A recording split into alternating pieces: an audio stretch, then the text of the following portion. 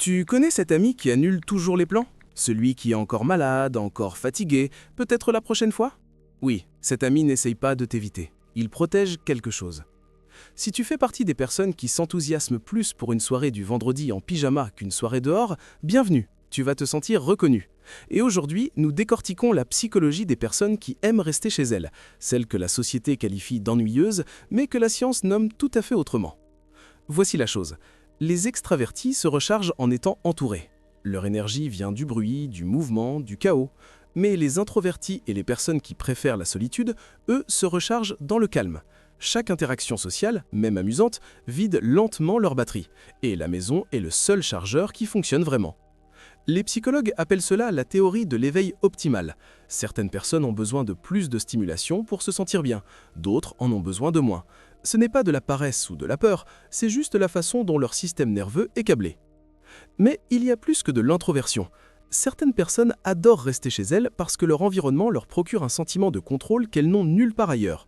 Dehors, le monde est imprévisible. Des étrangers bruyants, des changements de dernière minute, des conversations futiles avec des gens qui se fichent de ta réponse. Mais à la maison, tu contrôles la lumière, le bruit, l'ambiance.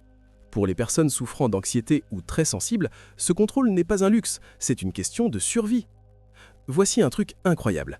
Des études montrent que les personnes qui apprécient la solitude ont tendance à être plus créatives, plus introspectives et meilleures pour résoudre les problèmes. Rester chez soi, ce n'est pas ne rien faire, c'est là que naissent les meilleures idées. Pas dans un bar bondé, mais dans un coin tranquille avec un livre, ou dans une spirale de pensée à 2 heures du matin. Et soyons honnêtes, la société romantise le fait d'être dehors. Les influenceurs, les photos de soirée, la culture du « vis ta meilleure vie ».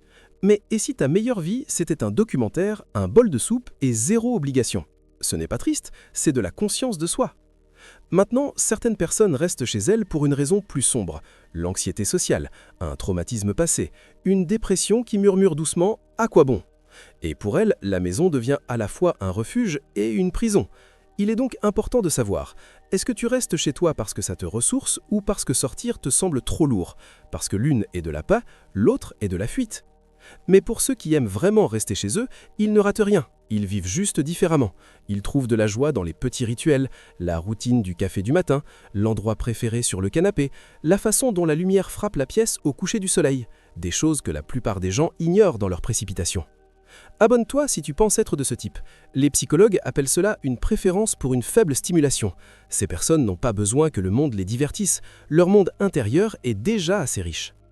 Alors, si tu es quelqu'un qui refuse des invitations sans culpabilité, qui se sent vraiment heureux un samedi en solo, qui préfère regarder sa série réconfortante plutôt que de créer des souvenirs, tu n'es pas cassé, tu es juste câblé pour la profondeur plutôt que le bruit, pour la paix plutôt que la performance.